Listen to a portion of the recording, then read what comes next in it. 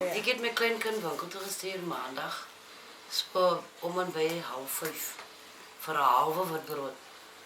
Daai winkel is die enigste winkel wat halwe brode verkoop. Ons het twee spaarse winkels, maar net daai een verkoop halwe brode.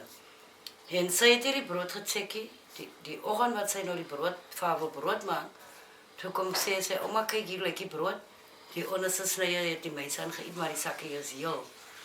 En toe sê ek vir los hy brood net so, ek gaan nou self weer op na die winkel toe ek gaan kom.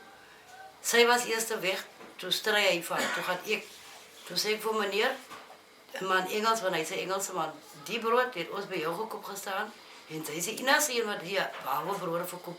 Toe sê ek my, auntie, wait, I don't want your stories. Toe sê ek, okay, fine, sy wil niks hoor, sy wil dit nie omry nie, so my kind moet maar nou honger ly, as gevolg van jou, wat die brood wil omry, maar ons kry die brood by jou.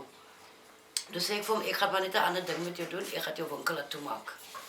En toe stap ek weg met die brood. Okay.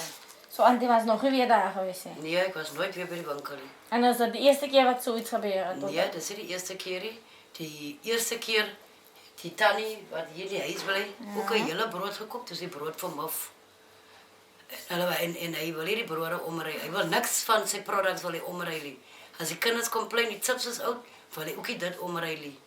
Sê maar, die kinders het nou 'n mistake gemaak, net te sê, hulle moet airtime koop, selsie, of dan moet dit nou miskien Telkom is, dan stry hy, wil dit nie omry, hy is onbeskof, hy het 'n attitude teenoor ons mense.